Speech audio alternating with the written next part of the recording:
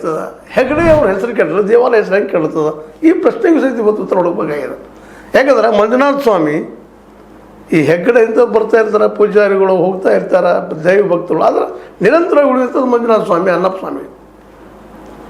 ಅವರು ಈ ತಪ್ಪು ಮಾಡಿದ್ದಾರೆ ಅಂತ ಹೇಳಿದ್ರೆ, ಅಥವಾ ಹೆಗ್ಗಡೆ ಅವ್ರು ತಪ್ಪು ಮಾಡಿದ್ದಾರೆ ಅಂತ ಇವರಿಗೆ ಹೋರಾಟಗಾರ ಆರೋಪ ಮಾಡ್ತಾ ಇದ್ದಾರೆ, ಇದರಿಂದ ಇದ್ದಂಥವ್ರು ಇವರು ಅಂತೇಳಿ. ಇವರು ಆರೋಪಿಗಳಾದ್ರೆ ಮಂಜುನಾಥ್ ಹೆಸರು ಯಾಕೆ ಕೇಳ್ತದ ಅನ್ನೋದಕ್ಕೆ ಇವತ್ತು ನಾವು ಉತ್ತರ ಕೇಳಬೇಕಾಗಿದೆ, ಪ್ರಶ್ನೆ ಕೇಳಬೇಕಾಗಿದೆ. ಹೆಂಗೆ ಕೇಳ್ತದ? ಇವರೇನು ಮಂಜುನಾಥ ಸ್ವಾಮಿ ಹೌದು ಪೂಜಾರಿಗಳಿದ್ದಾರ, ಅಥವಾ ಅಲ್ಲಿ ಆಸ್ತಿ ಮಾಲೀಕರಿದ್ದಾರೆ, ಗುಡಿ ಮಾಲೀಕರಿದ್ದಾರೆ, ಒಪ್ಪು ನಾವು ಮಾತನ್ನು. ಗುಡಿ ಮಾಲೀಕರಿದ್ದಾರೆ, ಪೂಜೆ ಮಾಡೋರು ಬೇರೆ ಅವರು, ಅಲ್ಲಿ ಪೂಜೆ ಅರ್ಚಕರೆಲ್ಲ ಬ್ರಾಹ್ಮಣರು, ಇವರು ಜೈನರು. ಅಂದರೆ ಈ ಮಾತನ್ನು ಯಾಕೆ ಕೇಳ್ತಾ ಇದ್ದೀನಪ್ಪ ಅಂತಂದ್ರೆ, ಇವರು ತಪ್ಪು ಮಾಡಿದ್ರೆ ಮಂಜುನಾಥರವ್ರ ಹೆಸರು ಹೆಂಗೆ ಕೇಳ್ತದ? ಇಲ್ಲ ಪವಿತ್ರ ಹೆಂಗೆ ಆಗ್ತದ? ಇದಕ್ಕೂ ಸಹಿತ ನಾವು ಉತ್ತರ ಕೇಳಬೇಕಾಗಿದೆ. ಅದರಲ್ಲಿ ಈಗ ಹೋರಾಟಗಾರರು ಏನು ಮಾಡ್ತಾ ಇದ್ದಲ್ಲ, ಹೋರಾಟ ಮಾಡಿದಾರೆ ಇಲ್ಲಿವರೆತಂದವರು, ಇದರಲ್ಲೇ ಇದ್ದಂಥವ್ರು ಈಗ ನಿಮ್ಗೆ ಹೇಳಿದಂಗೆ ಇವ್ರ ಜೊತೆ ಇನ್ನೊಬ್ಬ ಸಮೀರ್ MD ಒಬ್ಬರು ಸೇರಿದ್ದಾರೆ, ಅವರು ಸಹಿತ ಈ ಷಡ್ಯಂತ್ರದ ಭಾಗ ಅದರ.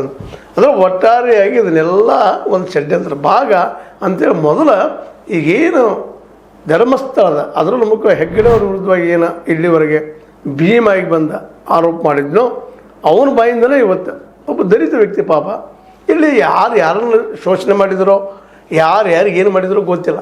ಯಾಕಂತಂದ್ರೆ ಇವತ್ತು ಈ ರೀತಿಯಾಗಿ ಮಾತಾಡೋದು ಚೆನ್ನಯ್ಯ ಒಂದು ಕಾಲಕ್ಕೆ ಭೀಮ್ ಇದ್ದಾಗ ನೇರಾಳಿರುವ ಹೆಗ್ಗಡೆಯವ್ರ ಮೇಲೆ ಅಥವಾ ಅವ್ರ ಮನೆಯವ್ರ ಮೇಲೆ ಅಥವಾ ಅವ್ರ ಸಂಬಂಧಿಕರ ಮೇಲೆ ಆರೋಪ ಮಾಡಿದ್ದದ 165 ಇದ್ರೆ ಅಂಡರ್ದಲ್ಲೇ.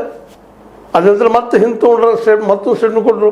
ಇದು ಯಾಕೆ ಬದಲಾದ ಸ್ಟೇಟ್ಮೆಂಟ್ಗಳು ಅಂತ ಮೊದಲೊಂದು ಕೊಟ್ಟಾನಂತ ಒಂದು ಕೊಟ್ಟ, ಆಗ ಅವ್ರ ಅಂಜಿಕೆ ಕೊಟ್ಟ. ಈಗ ಇವರು ಇವತ್ತು ವಾದ ಮಾಡ್ತಾರೆ, ಈ ಹೋರಾಟಗಾರ ಇವತ್ತು ವಾದ ಮಾಡ್ತಾರೆ, ಇಲ್ಲ ಪೊಲೀಸರು ಅಥವಾ SIT ಪೊಲೀಸರು ಮತ್ತು ಜೊತೆಗೆ ಈ ಒಂದು ದೇವಸ್ಥಾನದ ಪೂಜಾರಿಗಳು ಕುಡ್ಕೊಂಡು ಅಥವಾ ಪೂಜಾರಿಗಳಿಗಿಂತಲೂ ಇಲ್ಲಿ ಹೆಗ್ಗಡೆಯವರು ಕುಡ್ಕೊಂಡು ನಮ್ಮ ವಿರುದ್ಧ ಷಡ್ಯಂತ್ರ ಮಾಡ್ತಾ ಇದ್ದಾರೆ ಅಂತ ಇವರು ವಾದ ಮಾಡ್ತಾರೆ.